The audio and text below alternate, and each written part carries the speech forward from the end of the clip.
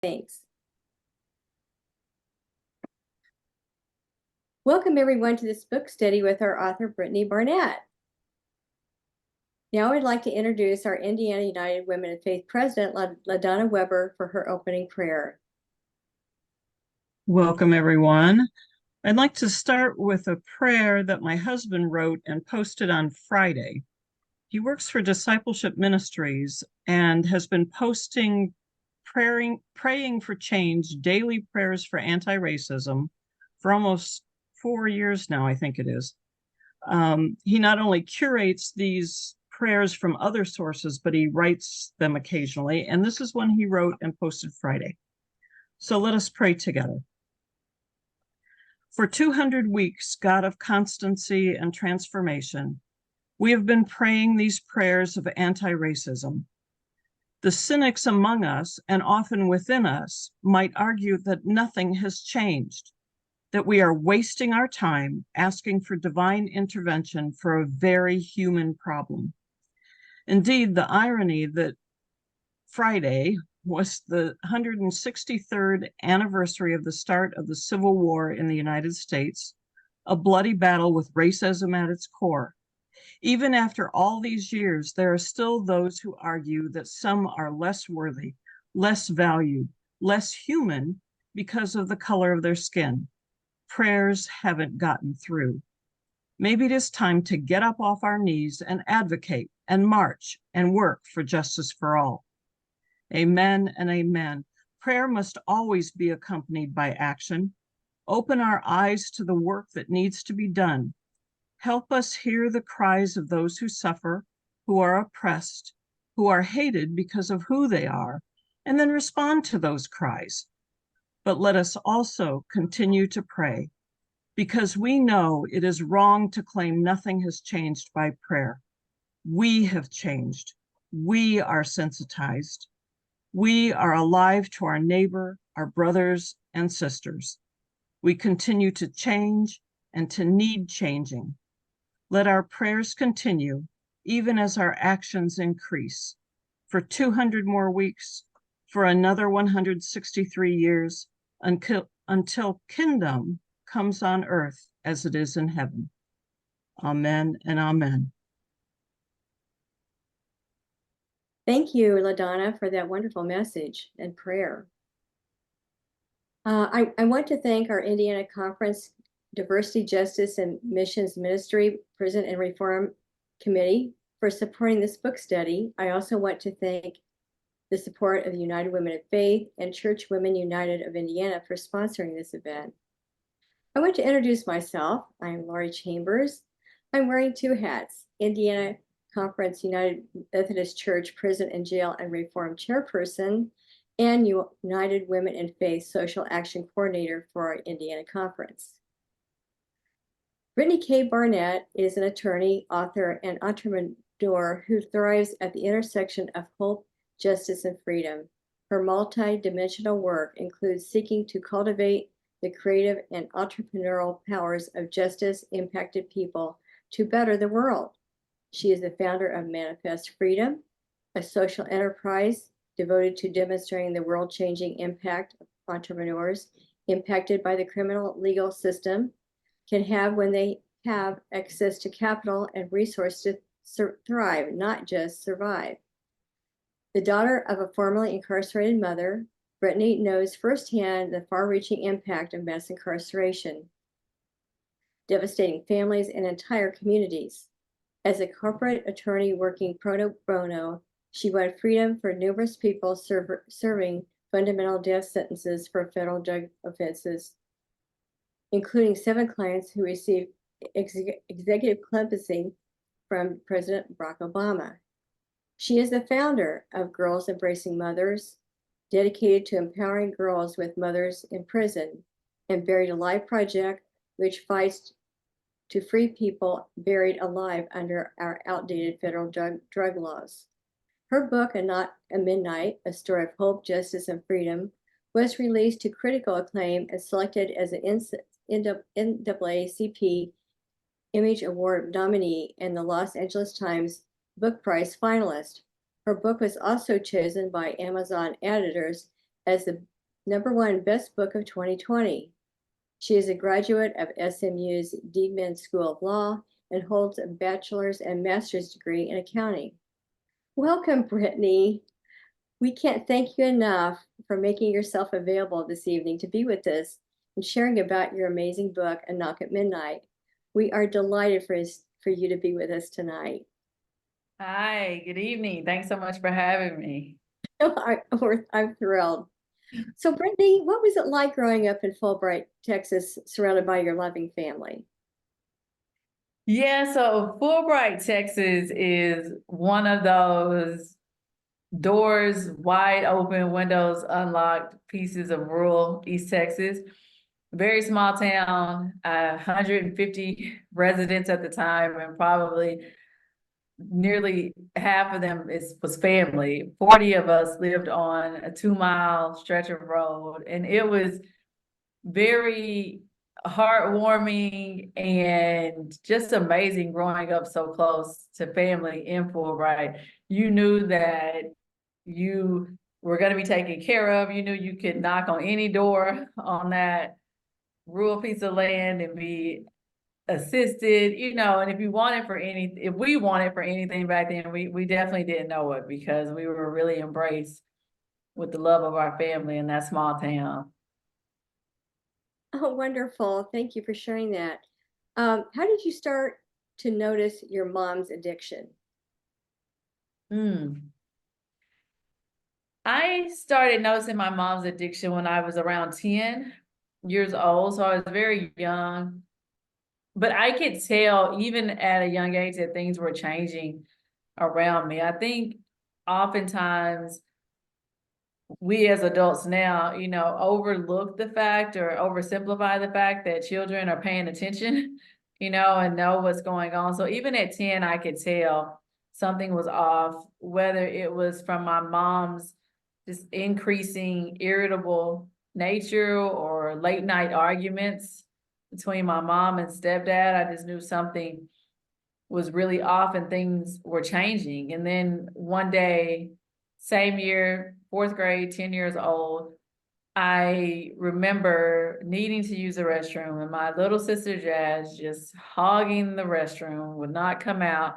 And when she finally come out, when I was beating on the door, I will never forget my sister holding a crack pipe in her hand that she had retrieved from my mom's shorts that my mom would keep in the bathroom. My sister had no idea what she was holding, but even at a young age, I knew what that pipe was. I knew what it was. I knew what it meant. It's all starting to make sense, all the arguments and my mom's changing behavior. And I think, some people would ask me, how at 10, how did you know what that was? But, pop culture was still all around us. We were in the height of the war on drugs in 94. The DARE program was very popular, in schools. The Just Say No campaign was still thriving, and I definitely knew what it was and what it meant, for our family, for sure. How did your mom's addiction progress and impact your family? Progress, I'm sorry. Yeah, no, it definitely, it affected us a great deal. We were a pretty close-knit family. It was my mom, my stepdad, my sister, and I. And we did a lot of things together as a family. We were very sports oriented. My stepdad was our coach, whether it was little dribblers basketball or softball. And so I just noticed it affected us as it related to my mom not showing up to these events as much as she did. The arguments, as I mentioned, and just her change in behavior or not going to work as much. And it really, my stepdad did all that he could, to ensure that my sister and I were shielded in a way from it, but we still noticed. So we had a family tradition. We would go to Paris, Texas, which was about 15 minutes away, 20 minutes away, on Fridays to the Sirloin Steakhouse. And it was so good. They had a buffet for kids. My sister and I could not wait to go there on Fridays. And my mom stopped coming at a certain point, but my stepdad still made sure we went. you know, and so he really helped us in that way. But yeah, there were a lot of changes as her addiction progressed. Even as much so I can recall even being as young as 12, and she would bring her checks to me to hold, you know, and then slowly over the weekend, slowly start to come get the money she was asking me to hold for her, you know. And I think then as a child, you know, it's especially when disaster is unfolding a tiny arm's reach away, there was something, I don't know, that I felt that I could save her, that I could help my mom, you know. And now I truly understand that I could not save my mother from this drug addiction, nor was it my job to. But as a young child, you want to just do all you can to hold together a family structure and dynamic that you see falling apart, you know. So I would ensure, you know, that my sister and I were quiet on days my mom was irritable, or encourage my mom to come to our games or come to eat with us on Fridays, you know, and just really give her space, you know. And I could tell she definitely needed it. But it's something to witness addiction unfold in that way at a young age through someone that is your hero, your mom. So, I don't know, this might be a little bit of a repeat. Can you share about your personal journey and experience with your mother's incarceration? Oh yeah, her incarceration hit us a bit different. You know, my mother, from as far as I can remember, as I mentioned, it was 94. I was 10 when I remember her drug addiction really starting to spiral. And my mother did not go to prison until 2006. And so, you know, we're talking over 10 years here of severe drug addiction, just getting worse and worse. And to the extent that I knew, you know, I'm a young adult by the time my mother went to prison, and I knew my mother needed help. She caught a criminal case in 2000 and was placed on probation. And because she was continuously failing her drug test, which is a requirement on probation to not fail your drug test, she was revoking the probation that the judge had put her on. She never committed any new crimes, you know, or anything like that. I mean, the crimes against herself, I guess, from the drug addiction.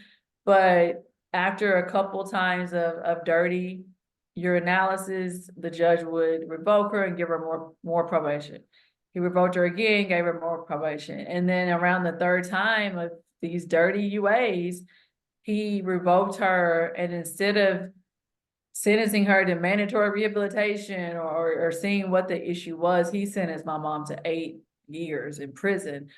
And it was shocking. Like, we could not believe it. You know, I've had family members in prison, but I never imagined that my mother's addiction would lead to this type of punishment. And 8 years, you know, we just couldn't fathom it. And so it was at 22, it was hard, especially at 22 in college, trying to put myself through school, trying to help my little sister, you know, who's 21 at the time.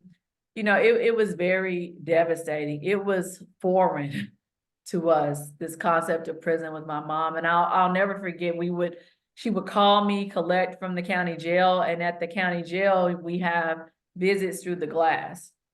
And when I found out she was going to prison, you never know when they're gonna get picked up from the county jail and transported to the prison. And so she got transferred to prison very quickly. I think it was maybe a week or two. And so I'm like, oh, well, now she's at the prison, I can go. I knew you could get contact visits at the prison.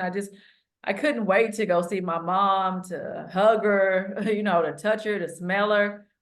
And I got to the prison. I drove 2.5 hours from Dallas to go see her as soon as she got there. And I was told I could not have a contact visit. And so experiencing all of this with her incarceration, with her being away from my sister and I, it was a lot. And I learned that because she had just gotten to the facility, she had to be without contact visits for, I think it was 60 or 90 days. And so we had to have no contact but that glass again.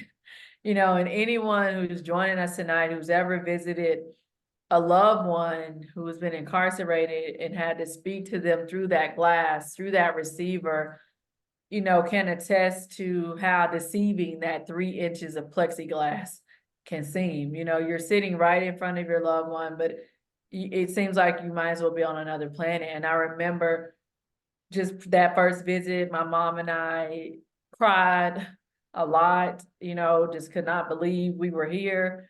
We laughed and we cried, and then we laughed more to keep from crying even more. And it was a very trying 2 years that my mother was incarcerated. It was a incredibly lot to deal with. But I can say, you know, that I was able to witness firsthand her transformation. I was able to witness firsthand her taking every course that she could, you know, whether it was a 12-step program, whether it was a program faith-based in the prison, you know, she did everything she could to transform. And I say often, you know, my mother became sober in spite of prison, not because of it. You know, she was able to find something deep within herself to come out of that dark space she was in her life as it related to addiction. You know, my sister and I, we visited her faithfully once a month, making that long drive to see her and to get, you know, whatever time that we could. Back then, this was 2006 through 2008 that she served. She served 2.5 years. And there was Texas prisons, even in 2006, did not have phones. And so we were only communicating through snail mail and letters. And so my mom and I would write each other all the time. My sister would sneak a letter in here and there and stick it in my envelope, you know, and we did what we could, you know, to make it through that devastating time. What do you want people to understand about being a child of an addicted parent and the collateral consequences of that addiction? Yes, first is understanding that, you know, children are much smarter than I think we sometimes give them credit for, and that being open and transparent is key, even at 10. You know, those open and honest conversations are transparent, because I knew. And to have the conversations and to understand that the addiction is not just impacting the parent or the adult, but is impacting everyone around them, especially the children who know what's going on, but are still trying to wrap their young minds around, you know, how to maneuver in that place. And so I think just giving children that empathy and agency, you know, to be able to help them maneuver through such a very trying time.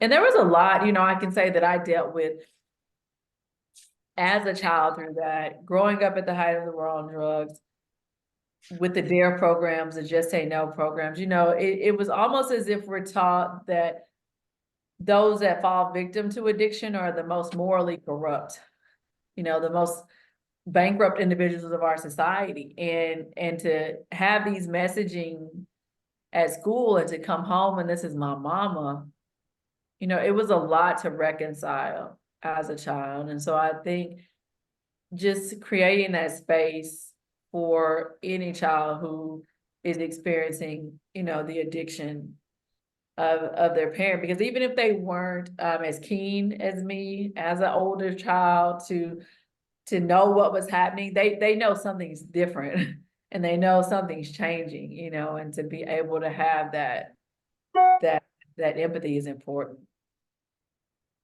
Thank you. How did you first get involved in Sharonda's case and decided to fight for her freedom? Sharonda, so I always wanted to be a lawyer. You know, I wanted to be like Claire Huxtable from The Cosby Show. And sadly, there weren't many lawyers in rural East Texas, and there certainly weren't any lawyers who looked like me. And I started to it started to feel like my dream of becoming a lawyer was growing more and more out of reach. And so I ended up going to college and studying accounting because I read a book. I read a book, a B.B. Moore Campbell book called Brothers and Sisters. And in that book, the protagonist was a Black woman who worked at a bank, and she seemed to have a nice life, nice friends, make money. And so I said, I'm going to work at a bank from reading that book. And so I majored in finance initially, and I worked all through college, and I was working at Chase Bank and met a mentor there who was in college with me. And he said, Brittany, you should change your major to accounting. He said, it's more 360. You can do finance with an accounting degree, but it's very hard to do accounting with just a finance degree. And so I said, okay. And I switched my major, and Ken became just a very dear friend and mentor. And so I was studying for the CPA exam one day and borrowing his books. My mother was incarcerated, so I was borrowing his books to study. And I said, Ken, I'm thinking about going to law school. And he said, oh, Brittany, you should definitely go to law school. I'm starting at SMU in the fall. And I remember being so happy for Ken, but I also remember thinking, now, wait a minute, if Ken can go to law school, I know I can go to law school. And so it really just opened up another universe for me to go. And getting to law school, I knew because I was an accountant and a CPA that I wanted to practice corporate law. Claire Huxtable was a corporate lawyer on the Cosby Show. And so I set my sights on corporate law, landed a job while I was in law school for post-graduation. And so it opened up time for me to take different classes and to really explore it. I'd always had an interest in criminal law in general. I don't know if there's a lot of true crime TV watchers on here, but I could do a marathon of Snapped or Dateline any day. And so as I was taking these, alternative courses, I took a critical race theory course. And in this course, it analyzes the intersection between race and the law. And in the course, I was writing my seminar paper about the disparity in sentencing between powder cocaine and crack cocaine, and how the 1986 Anti-Drug Abuse Act ushered in just insanely harsh drug penalties with mandatory minimums and this 100-to-1 ratio between powder cocaine and crack cocaine, 100-to-1 sentencing disparity. And so what it means is you could have 500 grams of powder cocaine and I could have only 5 grams of crack cocaine, and we would receive the same starting penalty in prison. And even as a law student, it wasn't lost on me, and this was 2009, it wasn't lost on me then, and certainly not to people in the late 80s, that more affluent white people were using powder cocaine and crack cocaine was running rampant through communities of color. And as I'm learning about these laws and learning about the disparity in sentencing, and I'm writing in the paper, I knew that I wanted to show the human element of it. And it could be, as I think about it now, very much so because my mom was incarcerated before. And so I understood that someone's mama, someone's father is impacted by these. And I wanted to find these stories to share, real stories with the class. And I was doing a Google search in the law library at the law school one night, and I came across the case of Sharonda Jones. And Sharonda was serving her 10th year of a life without parole sentence for the federal drug conspiracy charge. And it was just something about her case, that tugged at my soul. My initial thought was, there has to be more to this story. Is she tied to some international drug trafficking cartel, or have dozens of people been killed? It was just mind-blowing to me that she was serving a life sentence, because during the time I came across her case, I learned that there's no parole in the federal system. And so she was serving a fundamental death sentence. Sharonda Jones was serving the same amount of time in prison as the Unabomber. Mhm. And it just made no sense to me. And there was, you know, divinely speaking, it was just something about her case that tugged at my soul. And I remember my mom in prison and how important letters and cards were. And so I wrote Sharonda, I sent her a card. And I told her I was a law student, that I knew next to nothing about criminal law, but that I wanted to help her get out of prison, you know, and that's how we met. You know, looking at it now, I laugh sometimes because I'm like, you know, the laughing about, some people may think it's delusional, you know, to think that a law student that knows nothing about criminal law can help. But I just, I knew there was something that I had to do, you know, at least try. Well, that's an amazing story. What legal avenues did you pursue before clemency for Sharonda? Oh, there were so many, you know, I talked about the 1986 Anti-Drug Abuse Act a few minutes ago. And by the time I met Sharonda in 2009, there was a huge shift in the federal sentencing landscape, a huge shift in attitudes as it related to crack cocaine, and a shift in understanding about how just ridiculous that 100-to-1 disparity was. And even the Sentencing Commission, you know, they came out, federal judges were speaking out from the bench, members of Congress. The Sentencing Commission produces just robust report, even about how powder cocaine and crack cocaine are two forms of the same drug. You can't even have crack without powder, you know? And so these changes in attitudes were producing different guidelines, sentencing guideline amendments on the federal level that were reducing some of these lengthy sentences imposed under the crack laws. And so I was preparing to try several different avenues of relief through the courts based on some of these changes in law that we'd seen. But that's when I learned even more about the system. You know, I learned that even though these laws had changed, they were not made retroactive, which meant that there was no way to help Sharonda with these laws that had changed because they weren't retroactive. And I'll never forget, I started taking more, you know, criminal law related courses, and I was taking a federal criminal procedure course with Professor Robert Udishin at SMU, and he was an adjunct professor, and by day he was a well-known, very respected criminal defense lawyer in Dallas. And I remember going to his office and talking about Sharonda's case and the changes in the law, and how I couldn't believe these laws weren't retroactive. And I remember him telling me that a lot of times we'll see these laws changing, but then there's this compromise between Republicans and Democrats to just get the laws passed. And then there's this convenience measure of not wanting to inconvenience the courts. And it's still mind-blowing for me to say, you know, because I just don't believe freedom should be a matter of compromise or convenience. You know, if the law is wrong today, it was wrong yesterday.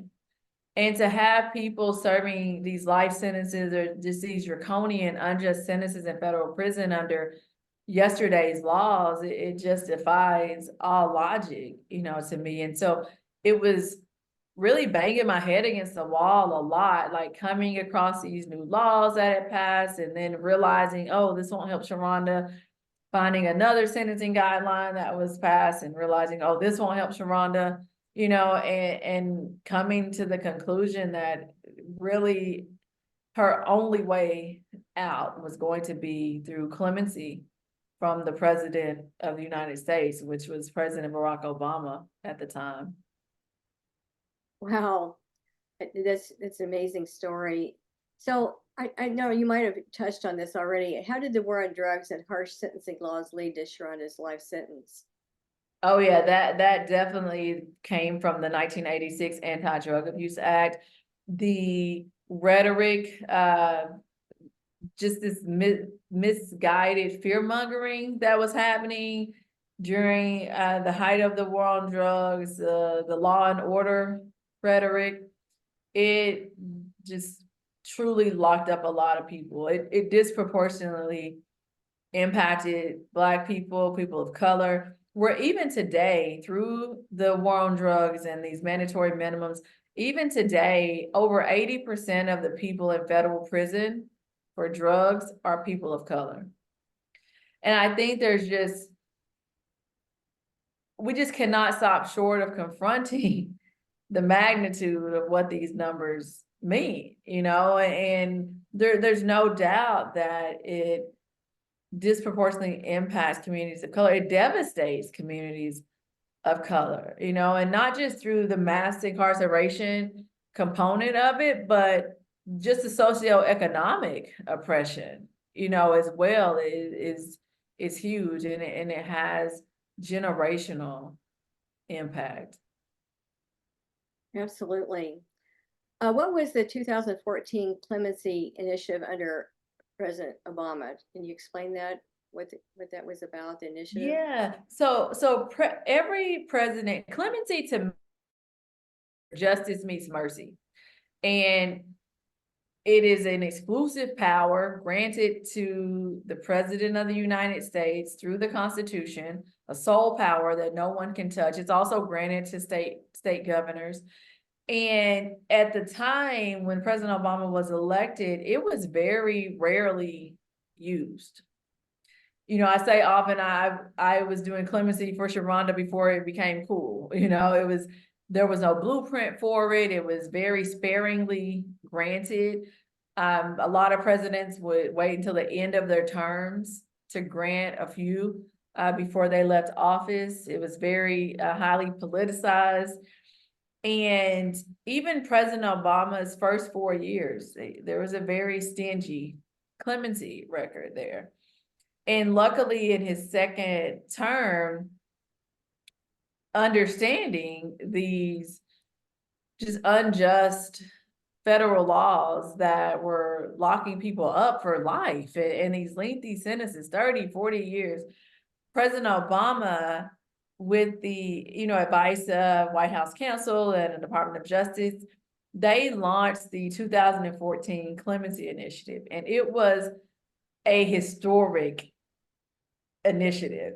He vowed through this initiative to not only grant more clemencies at a more rapid pace, but to prioritize cases of people who were unjustly sentenced under these outdated federal drug laws.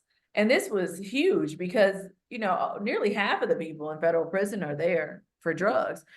And so to prioritize people who have been unjustly impacted by the war on drugs, it was huge. It was exciting. It brought together probably the largest pro bono effort of lawyers to date. Over 4,000 lawyers signed up and volunteered their time to help people. It was an exciting time. That comes with a lot as well, because if my numbers serve me correctly, over 30,000 people applied for clemency. And so it was a tremendous effort with the legal community, the Department of Justice, the Pardon Attorney's Office, the White House. And through that, President Obama granted clemencies. He reduced the sentences of over 1,750 people. And that is, even today, he granted more clemencies than any modern day president combined. And it was a remarkable historic effort, and I'm very proud to have even played a small role in that part of history. Many, many lives were literally saved because he granted clemency to over 500 of those 1,700 people. Over 500 of them were serving life without the possibility of parole. And so it was a truly life-saving effort, and I think I was at the Department of Justice this past Friday. I was speaking, Sharonda and I actually went to speak with the new pardon attorney. We were on a panel with her for Second Chance Month. April is Second Chance Month. And to really see the impact of that, it's not that initiative, it's not just freeing one person, but just the positive impact that one person will have on anyone that they meet in the future. that is systemic change. The people and how their lives are impacted and how they have a positive impact on their community. And so it was a historic initiative, and I wish we would see more of it, not just from presidents, but from state governors as well, because it's truly a power that is exclusive, to them. It's unfeathered. Thanks for sharing that. So, I don't know, how did you use this initiative to help your clients, especially Donnella and Sharonda? Yeah, so I had began working on their clemencies a few years before 2014. And so I had already filed these tremendous clemency packets of over 200 pages for Donald and Sharonda. And this was before the clemency initiative was announced. And so I filed their petitions in 2013. And so when the clemency initiative was announced a few months later, I immediately filed supplemental petitions to ensure that each of the criteria that President Obama's administration had laid out for qualification, I filed supplemental clemency petitions to ensure those criteria were truly highlighted for their cases, and really wanting to just start raising awareness about their cases too, because I knew they were being filed with thousands of other people, and I was still in my days of just being shocked and utterly disgusted at how our system worked. And so I was just beating the pavement, getting anyone that I could find to listen to these stories, to hear these stories. Donald had 35 years, and, we throw around these sentences, 15 years, 20 years, like we're talking about $15 or $20. I think this country has become so desensitized to time. And the realization that 10 years, 15 years, that's a long time. My mom served 2.5 years in prison, and it felt like forever. And as I'm working on their cases, and I'm trying to just make sure that I'm incorporating every aspect of that clemency criteria in their cases, I really wanted whoever was reading it, whether it was a pardon attorney, the White House, Department of Justice, I wanted them to really feel the heartbeats, on the page. And so it was, a journey of working without a blueprint, of trying to get these clemency petitions filed. And then we had a pseudo blueprint with the criteria that was released through the Obama administration, and really just pushing, as much as we could to secure freedom. Thank you. So what truths do you want people to take away from reading your book? I want people to know the truth about racial injustice that bleeds through America's criminal legal system. I want people to really feel and understand, what that means. And most importantly, I want people to know the truth about the people who are serving time in the belly of the beast of America, and bringing their humanity and dignity that's inherent, bringing that to the forefront. Some of the most brilliant people I've ever met in my life have been my clients, and I do not say that lightly. And to understand and to see firsthand this genius behind bars is a truth that I really want people to take away from the book. I believe there is ingenuity and potential languishing behind bars under these unjust sentences, ingenuity that America needs to thrive. Yes. So how can we further educate ourselves, even though the test seems overwhelming, about the unjust criminal justice system, and help find solutions? What can we do?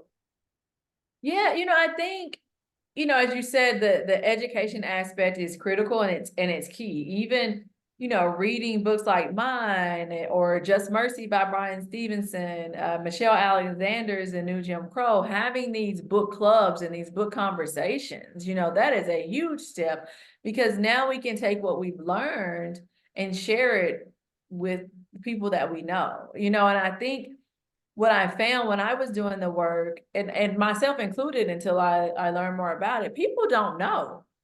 People don't know that, Sharonda Joneses of the world are serving life in federal prison. They just don't know. And so I think this book clubs like this, circles like this is a huge step of taking action, and then sharing that, what we learn with others. It's critical. It's a critical first step. I agree. So how can we play an active role in criminal justice reforms initiatives here in Indiana? What active role can we do? I think, as we said, educating, ourselves and others, definitely, by starting to learn about the issues affecting the criminal legal system, including mandatory minimum sentences, bail reform, racial disparities. I think learning about these issues and sharing this knowledge with others to help raise awareness and create just a broader base of support for reform. Another thing that can be done is just truly supporting reform-oriented policies and leaders. Our votes is powerful. And so voting for and supporting local and national leaders who are committed to reforming the criminal legal system, and not just voting for them, but holding them accountable, once they're in office, engaging in these advocacy efforts to really, push for specific legislative changes that align with principles of fairness and justice. Other things that could be done is, definitely volunteering your time, seeing what local organizations on the ground are already engaged in this work, and through the church as well, and contributing your time to organizations and that are working on the ground to help incarcerated individuals, formerly incarcerated people, and their families. This can include mentoring, tutoring, supporting reentry programs. Other things that I've even learned more of in the work that I do, because a lot of the work that I do, all of the work that I do as it relates to litigation is on the federal level, but I've learned, even though I'm not as engaged at the local level in Dallas County where I reside because of my work being at federal, I've learned a lot about just local bail funds and legal aid. And so donating to local bail funds, these financial contributions of any size can make a significant impact, especially I know in Dallas County, there's so many individuals incarcerated here who just simply cannot afford bail. It's something I heard someone say once, is it's expensive to be poor. And contributing to these funds. I know Mother's Day is coming up, and a lot of times across the country, there are Mother's Day bailouts all around the country. So, being involved with those and just being able to help provide that necessary financial support. And people are, in jail for $500, $1,000 bonds, they just simply cannot afford. And I think lastly, something that can be done is to help amplify the voices of those from inside the system. People say, you should be a voice for the voiceless, but I know everyone has a voice, and it's simply about amplifying their voices of those who've been directly affected by the criminal legal system, whether they're inside or outside. And this can include, sharing their stories or creating platforms for their experiences to be heard, and advocating for their just rights and inherent dignity. Oh, thank you. Can you speak why women are the fastest growing incarcerated population? It's hard to believe that's true, isn't it? Yeah, it is true. Women are among the fastest growing incarcerated population. The population of women incarcerated over the past 40 years has increased over 800%. And there's various issues, there's not just one issue to pinpoint that has led to the increase, but the underlying, thread through it all is poverty, and what comes through that. There are a lot of women who are incarcerated in Texas that we visit, who are incarcerated from, poverty related crimes, whether it is selling drugs or they're incarcerated from participating in a crime with their boyfriends, and it's just runs the gamut, but it all falls back on just economic oppression and that poverty leading to other socioeconomic issues as it relates to lack of access to education and healthcare and mental health support, and all the critical issues that are supposed to be, safety nets in society. Thank you for sharing that.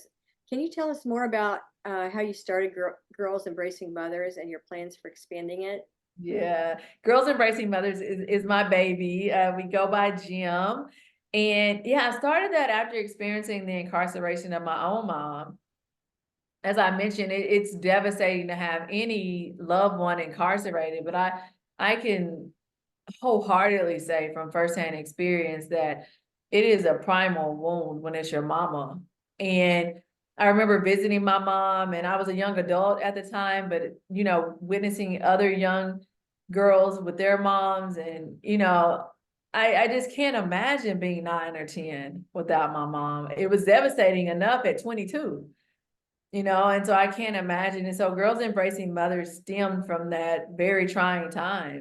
We wanted to have our life story serve as a testimony for other women and girls going through similar issues. And so we work to empower young girls with incarcerated mothers to step into their fullest potential, and dream their biggest dream to help break the cycle of incarceration and truly lead successful lives with vision and purpose.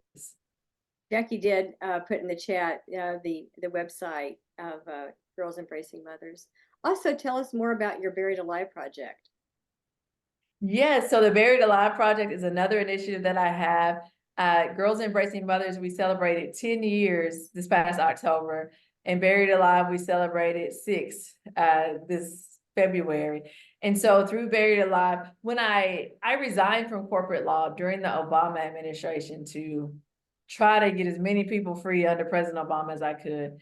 And Sharonda Jones was free through President Obama. Corey Jacobs was another client that I had. And I didn't know what I was going to do after President Obama left office.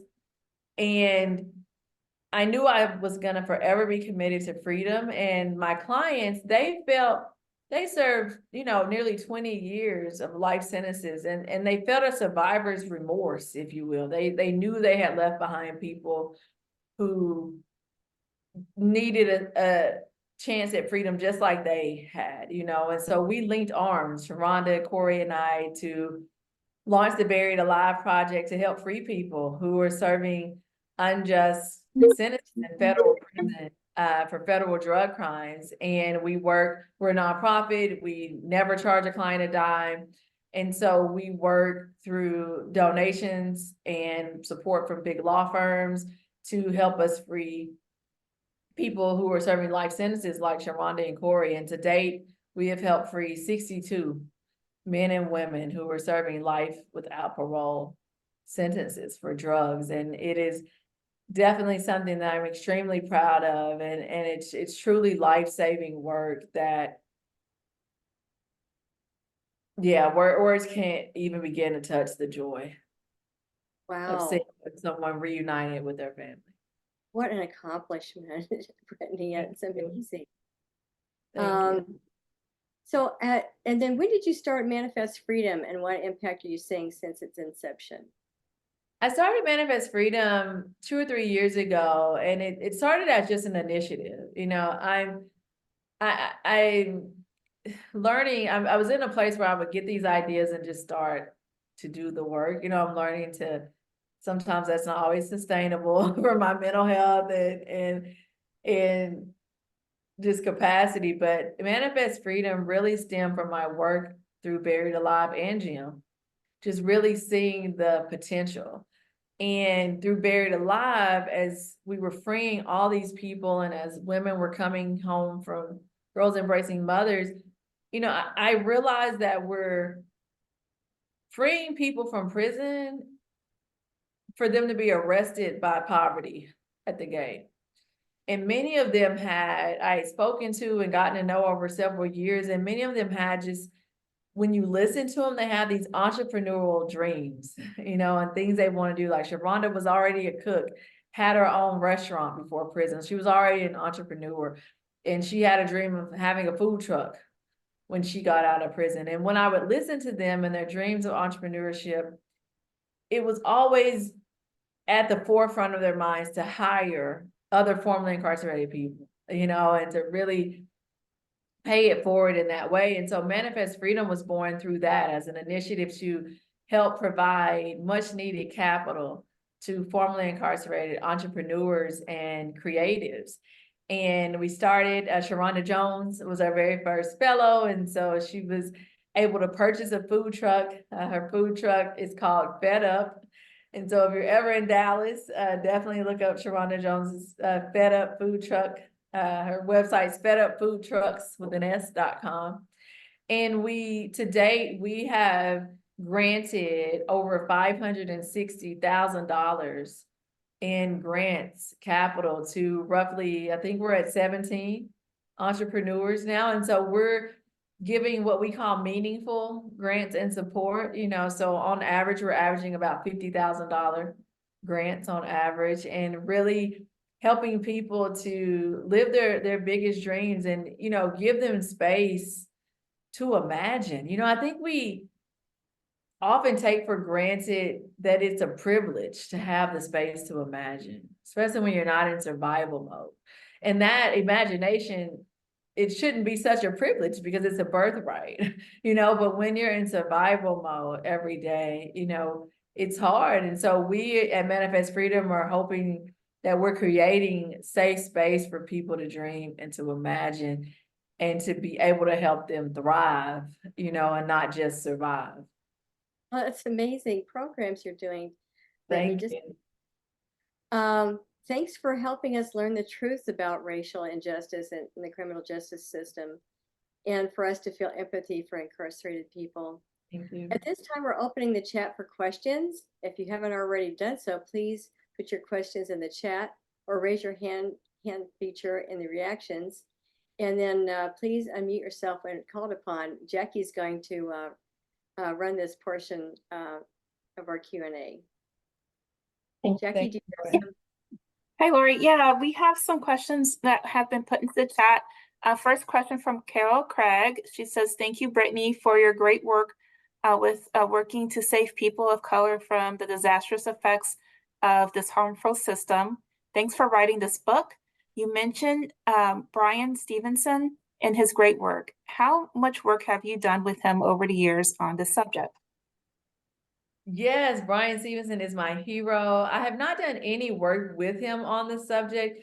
Our work is in two different fields. I'm more on the federal level. He's on the state level. Mine is drug cases solely, and his are all types of cases, you know, at the state level. He's definitely, and I just aspire, you know, to be him. I just recently in March went to Montgomery and was able to visit his legacy museums for the first time. If you are ever in Montgomery, I highly encourage you to visit his museums. I would even highly encourage a group trip, a special trip just to go.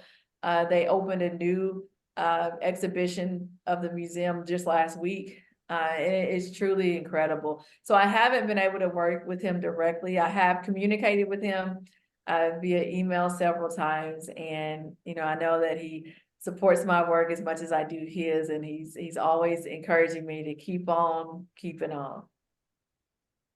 Thank you so much. You remind me of him with your tenacity and your passion Thank I you. didn't realize that yours, well, that his does not include drugs, or it does, but it's His just the state level. His is at the state level, and for the most part, he does a lot of homicide cases, a lot of actual innocence or just unjust. I know a client of his who's become a friend of mine, Ian Manuel, committed a crime where someone was shot when Ian was 13 years old. And so Brian does a lot of work in combating solitary confinement and just really doing a lot of work to show that we are all much more than the worst things we've ever done. Right, right. Thank you so much. And I just appreciate you and understanding, helping us understand that this is our humanity. This is the future of our nation. If we don't capture this issue, we're continually hurting our entire nation. Absolutely. Absolutely. Thanks, Carol. Thanks, Brittany. Next question is from Troy Davis. She says, can you speak to the origin of the notion that crack cocaine was more addictive than cocaine in its powder form that became the basis for the disparate sentencing guidelines? Was there any evidence of scientific basis, or was it purely political? And what was the catalyst for correcting this? Yes, that is a great question. There was absolutely zero scientific evidence about it. The Sentencing Commission, I think they published 2 or 3 very lengthy reports about it. It had a lot to do with fear mongering. I think, there is scientific evidence of, of smoking something and inhaling it, could lead to a faster high, if you will. But I think what was the fear mongering aspect came from of it leading to more disastrous consequences, in the community or crack babies, even the myth of the crack baby, that it was a myth, or the crack queens, and the propaganda was very dangerous, and it's definitely been debunked many times through the Sentencing Commission. And I think because the Sentencing Commission took a stance on it, it really gave credibility to just how debunked the science was. And there's no doubt, that I never want to underappreciate the devastation that crack cocaine caused communities through addiction. I experienced it firsthand with addiction with my own mom. And I think that the exacerbation that we saw with violence, and it was because this drug was devastating communities that were already devastated with socioeconomic issues. And it's definitely been something that now that 100-to-1 ratio that I talked about, because of the science has been debunked, that 100-to-1 ratio is now 18-to-1. I have no idea where the 18, it's so arbitrary how they come up with these numbers, but there are people, and there's a bill pending in Congress called the Equal Act. There are people still pushing to make this disparity 1-to-1 because it is 2 forms of the same drug. Thank you for explaining. Yes. Shrey has another question. Your recounting of your experience visiting your mom and clients, and the description you and others had interacting with prison personnel during visits is heartbreaking. The lack of compassion and empathy. Do you know if it has resulted in any training programs in the prison to correct how staff interacts with family, visitors, and improve the experience for families, especially children? That's a really good question. And I think it has somewhat. Girls Embracing Mothers, our primary program, for example, is in partnership with Texas Women's Prisons, where we take young girls in to visit their moms in prison once a month. The prison lets us in a visitation room to ourselves, so we're not in the general visitation room. They allow us to bring in food to eat lunch with the moms. We cover curriculum that surrounds healing justice and critical life issues. We do art therapy. And so there are prisons like that that allow programs like Girls Embracing Mothers to come in that I've seen. And it's very heartening, you know, to see the progress, but I think it's also crucial that we're honest.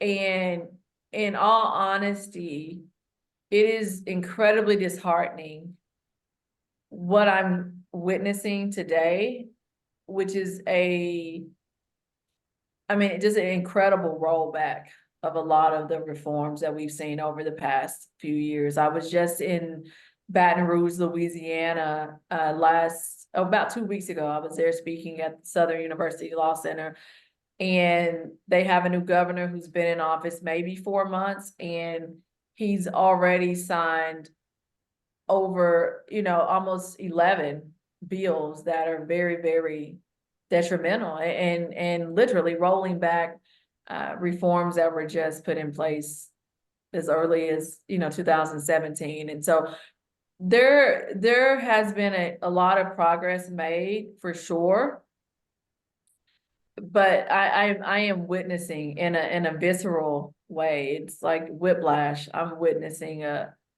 rollback in a lot of those measures and a lot of just racial justice measures. Quite frankly, it's something that we all have to pay attention to. I know a lot of eyes are on the presidential election that's coming up, but a lot of this stuff's already happening on the state level. Yes, we need to stay aware of what's happening, especially at the state level, like you mentioned. Fran Klinger of Bloomington, Indiana has another question. Do you think that for-profit prisons have an important impact on sentencing? Yes, I think they play a role. This should never happen. It's like human lives are a commodity, on the stock market, and it's just gross. I think they do play a part, but I think it's important to understand too that while they play a part, they only make up a very small percentage of prisons. I think the states are incarcerating way more, federal system incarcerating way more people in the government ran facilities than we see in the private ones. And it's important just to keep that in mind too, because I think sometimes because of media, we can get really hung up on private prisons, which again, they do need to go away.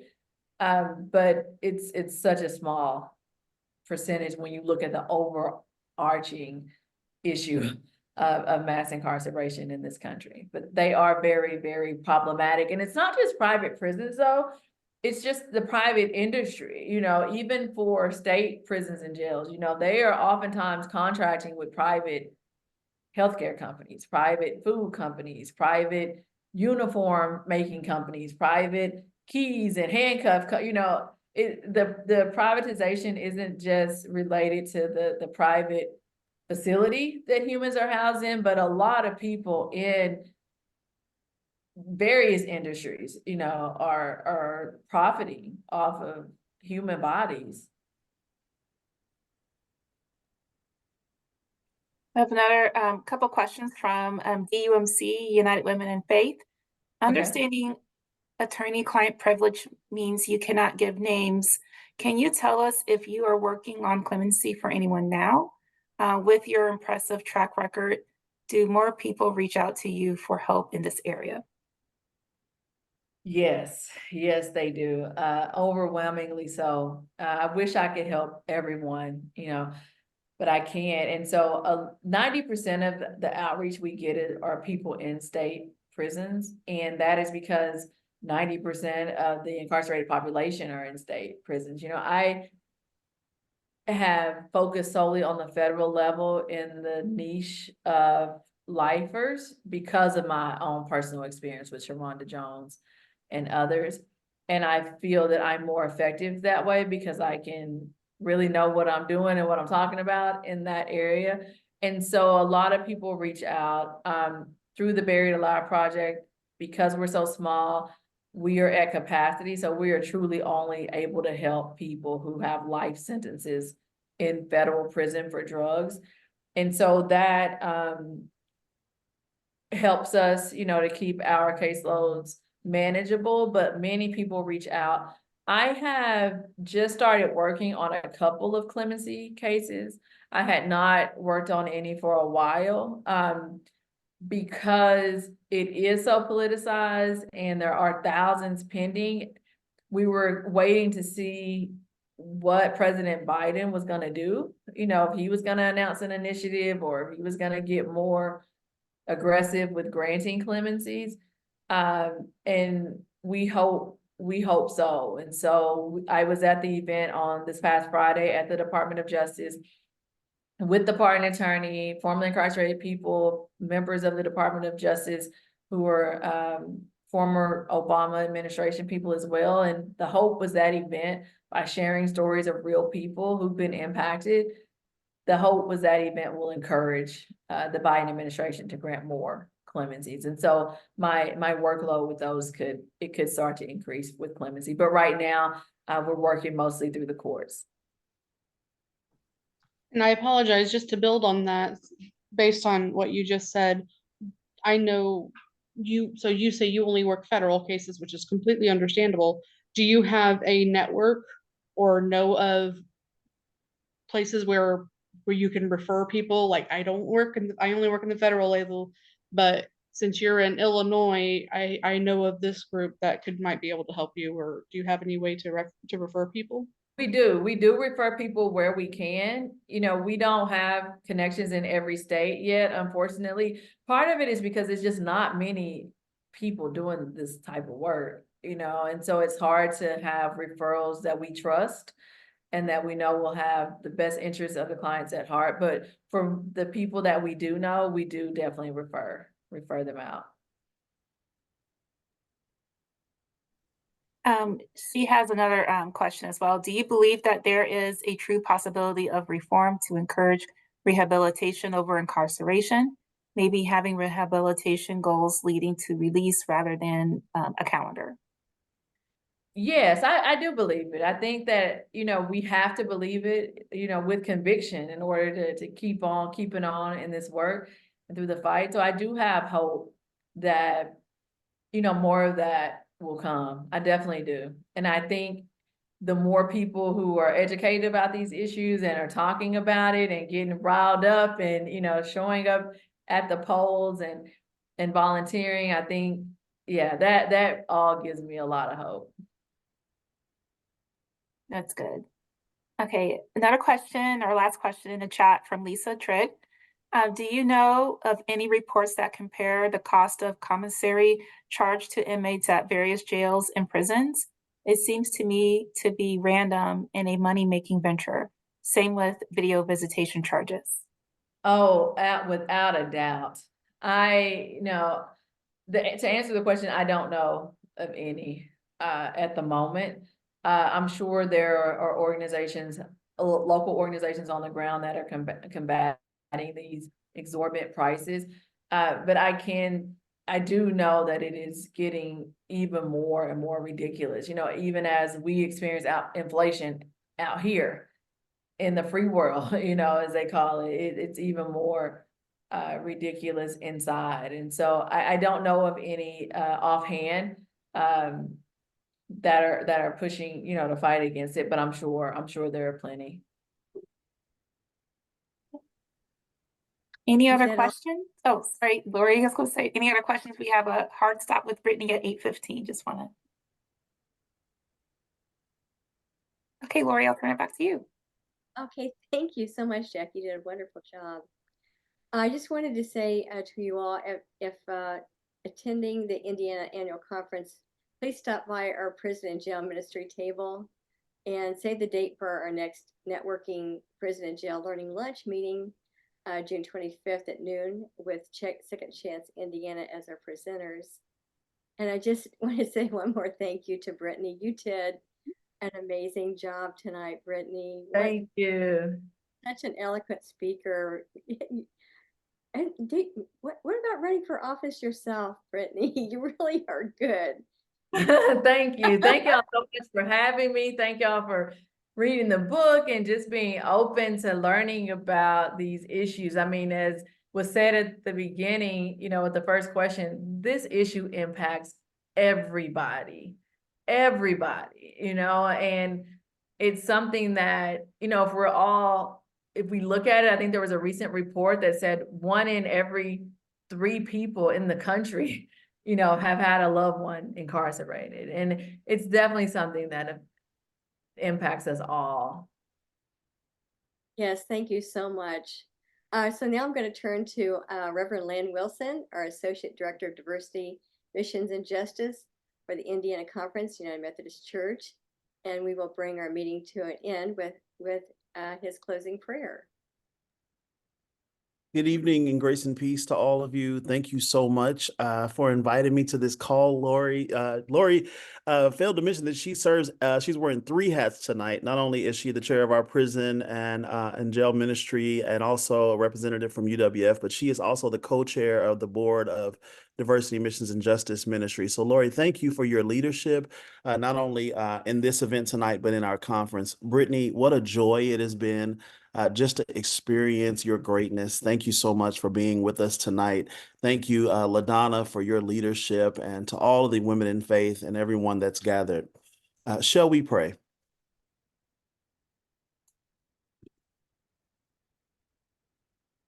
Grieved God, we are ashamed. We confess that we have not loved the way the world deserves.